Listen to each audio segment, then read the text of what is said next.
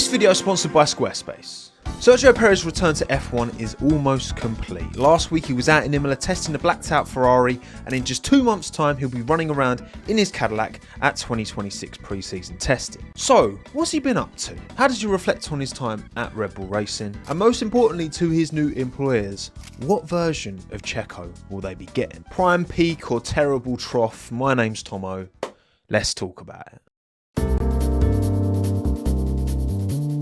For a very long time in F1, Checo was one of these mainstay, known entity drivers who could consistently deliver performance in whatever you put him in. The 35-year-old from Guadalajara, Mexico, joined F1 back in 2011 at Sauber, what is soon to become Audi. A single unsuccessful season at McLaren was followed by a glorious 6-year run at Force Racing India Point before being pretty unceremoniously cast aside in favour of Sebastian Vettel. Fortunately for him, and depressingly for me, Alex Albon was having a very bad time in that 2020 Red Bull. So the Milton Keynes team came calling. 4 years at Red Bull Racing with some ups but way too many downs saw him dropped at the end of 2024 in favour of Liam Lawson, and we all know how that's gone, don't we? Since being paid out of his contract, 2025 saw the end to his 14-year streak in this sport. I didn't feel it at the time, but I needed a break. Married with 4 children, in hindsight it's probably a year out Perez needed to actually elongate his F1 career even further. Look at Alonso, Raikkonen, Hülkenberg. These are some of F1's longest serving drivers and they've all taken time out. Now that I look back, it was like a dream scenario being able to take a year out and get that refreshment. And you know what? I'm sure the Red Bull payout softened the blow too, Checo? After 15 years or so in Formula 1 to get that refreshment and then have all the energy again for what I see as my final stint in the sport. So he's clearly feeling motivated to get back in the car and back racing. But what's he been doing in 2025 in the meantime? Well, speaking back in January to Mundo Deportivo, he kept it simple. My priority is to enjoy myself, do things I haven't done before, and be with my family. I'll make a decision about the next step in my career in the next 6 months. Looking at his Instagram over the course of the year, he's been keeping pretty busy. In February, he announced he was investing in Miami real estate. He's still been fulfilling his ambassadorial roles with Kit Kat, Heineken, Patron, Nescafe, and more. Even went on safari in May and the US Open in September. But given it's been almost a calendar year, as he should, he's kept most of what he's been doing private. And having been in this F1 circus since he was 21 years of age, that must have been pretty nice for him. And what could be pretty nice for you is today's video sponsor, Squarespace. If you're looking to build your very own beautiful online home, be that a blog, be that a portfolio, be that an online store, Squarespace has got your back. With thousands of beautiful drag and drop website templates at your fingertips, it's an absolute breeze to get it done, helped further by Squarespace's AI-powered blueprint software that's just been listed in Time magazine as one of the best inventions of 2025. It's free to try. You're not billed until you want to publish your finished website live to the world, so there's no harm in giving it a go. And if you do like it and want to go full send, head to squarespace.com/TommoF1 to get 10% off of your very first website or domain. Now he's no longer with the Red Bull family and a bit more time has elapsed. Sergio's been a bit more open with details, I guess, on his perspective on that 4-year stint. And speaking back in June, he made some pretty punchy comments in regards to whether the team kind of owed him some sort of apology. Deep down, they are very sorry for cutting his contract, and I know this from a very good source. He also referenced Adrian Newey and Jonathan Wheatley's high-profile departures from the team. Many more problems began when Adrian left, then Jonathan Wheatley left, who is a fundamental part of the team. There was a lot of pressure on my side of the garage. It was putting a lot of pressure on the engineers, on everyone involved, and I think in the end, that ended up costing us a lot. People might think I'm happy about it, but no, we had a great team, and in the end, it fell apart little by little. And look, undoubtedly, the high-profile departures of Newey and Wheatley would have not exactly helped matters. The instability was far from ideal. However, things weren't exactly going great even prior to their departures, because you have to compare to your teammate. Okay, I know Max is who he is, but that is the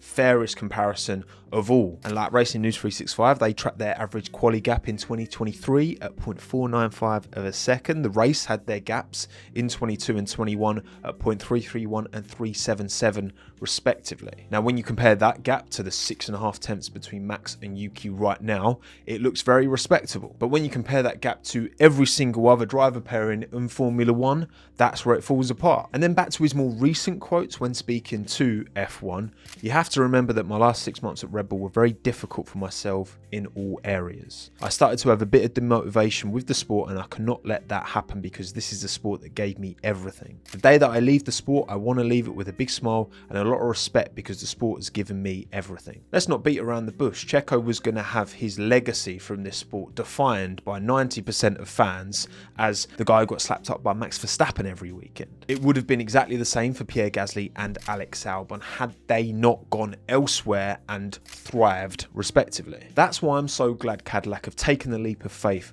on Checo in the same way that Williams took a leap of faith on Alex for 2021. Give these guys a chance to redeem themselves and show what they can actually do, because there are many fantastic results in the past career of Sergio Perez.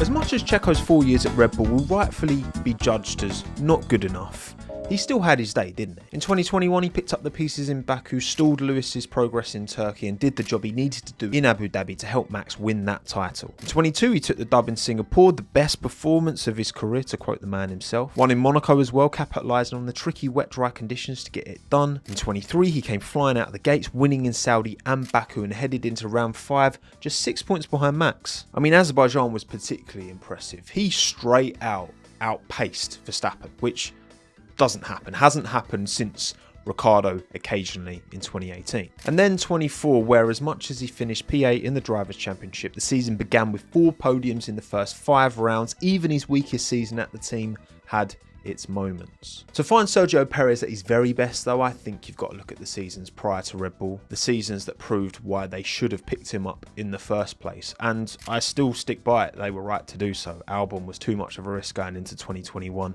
with his performances, a known quantity like Checo, they had to pick him up. Much of his 2014 to 2020 stint at Racing Force Points India could be summarised by consistent quality outperforming their resources. I mean, when you consider how long Nico Hülkenberg went podiumless in this sport and how much of that time Nico and Checo were teammates at Racing Point Force India, whatever they're called. Perez bagged 1 in 2014, 1 in 2015, 2 in 2016 and 1 in 2018. He executed on those chances that were presented to him, and no year demonstrated that more than his 6th and final season at the team in 2020. The virus year gave us many results the streets will not forget, didn't it? Gasly's clutch win in Monza, Leclerc wiping the floor with Vettel, Ricciardo making that Renault look competent. Lewis Hamilton stole the show, of course, taking his 7th world title with 11 wins in 17 Grand Prix. But cast your eyes down to P4, best of the rest, is Checo. Top 5s galore, clutched a P2 in Turkey and should have got a P3 podium in Bahrain if not for the engine blowing up. If you take away his Abu Dhabi finale PU issue and the 2 Silverstone races that he had to miss because of the virus, top 10 every single Grand Prix in 2020. And then of course, there's Sakir. Spun out on lap 1, seemingly nowhere, and with a little help from Mercedes tyre incompetence, he somehow managed to win it all. His first ever time on the top step of the podium at the team that had already announced they were replacing him with Sebastian Vettel in 21. Crazy work, he's back against the wall, no seat secured for the following year at that time either, and he got it done. Cadillac, I'm sure, will be hoping for a rebirth of Perez circa 2020, racing for a small scale, lower budget team, outperforming relative to the competition. As much as Cadillac are GM backed, this is the position they're going to be in. They are starting completely from scratch, which hasn't happened for ages, right? Even Haas bought loads of the old Marussia stuff. The old factory, for example, in Banbury, where they're based now, used to be Marussia. Was Checo's time at Red Bull Racing overall disappointment? For sure. He'd have hoped for more, however, it was pretty clear before, and it's certainly clear now that that second seat does not represent the quality of the drivers you plonk in it. We've seen Gasly, Albon, Perez, Lawson and Tsunoda all thrive at different stages of their respective careers, but never in the navy red and yellow of a Red Bull Racing seat. A refreshed Checo with a chip on his shoulder and a point to prove, I would honestly be surprised if he's anything but really good. And in my opinion, I think he'll want it more than Bottas. I think he'll dig deeper within himself to bring the performances out, because I think he'll feel he has more to prove. He's got an entire nation behind him, desperate to see him redeem himself and perform on the world stage. Will he get enough time to see Cadillac, get all the way to the top of the F1 pyramid? Almost certainly not. But can he get enough years to set him on a pathway and prove to the world he's not washed? I think he can.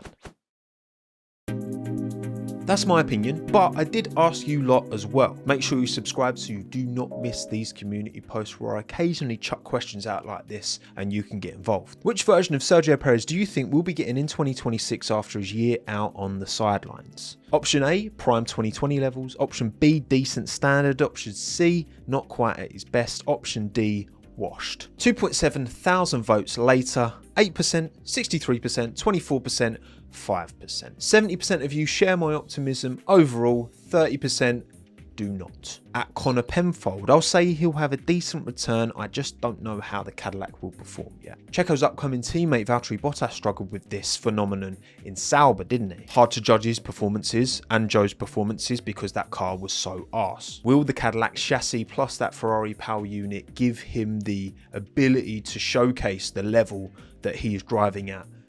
Yet to be seen. At Muffinland, I expect to see roughly 2022 levels of Checo, a world beater on certain tracks that suit his style, kind of meh otherwise. Slow speed corner tracks where you need to be a master at balancing the traction on those rear tyres, that's where we see the best version of Checo, that's where he comes alive. It's an inherent quality in his driving style, he's a bit of a tyre whisperer for a reason. Will the Cadillac allow him to showcase that ability? That's why he's always been good over a race distance, even though his absolute optimum qualifying pace hasn't quite always been there. At Kaiser Vannenerk 5180, meh. While I do think the RB second seat curse is to blame for his downfall, that did impact him mentally. Combine that with him having to be on the sidelines for a year and the car probably being terrible, and we get a pretty bad outcome. With Bottas still being involved with Mercedes this season, I think Bottas will beat Perez early in the season, but later on Perez will catch up to him. It is very true and valid that Valtteri is more prepared and ready because he's in the F1 paddock, he's in the circus as part of Mercedes as a test and reserve driver. Even done some TPC for McLaren as well, didn't he? Because he covers a bunch of Mercedes engined teams. However, on the contrary, because Bottas is still contractually obligated to Mercedes,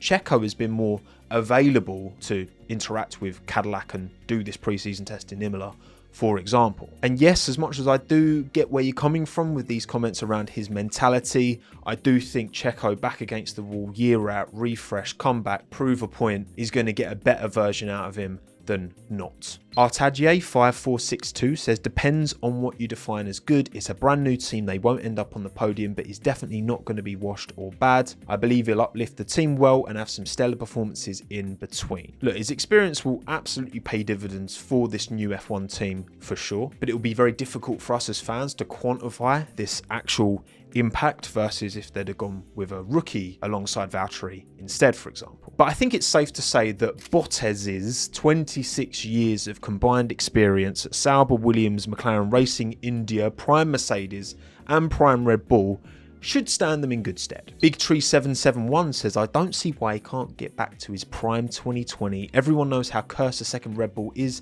and he clearly did a much better job than Tsunoda. Anyway, I actually think he was still in his prime at Red Bull, and that absolutely any driver wouldn't perform much better than he did anyway. He's still not at the late retirement age, and the pressure is off him now. I hope he can drive with a freedom in this final stint of his career. I can imagine he's putting a lot of pressure on himself to right a lot of wrongs, and that could bite him in the arse. But all in all, I agree that the ultimate pressure will be off relative to what it was at Red Bull. Will his age be a factor?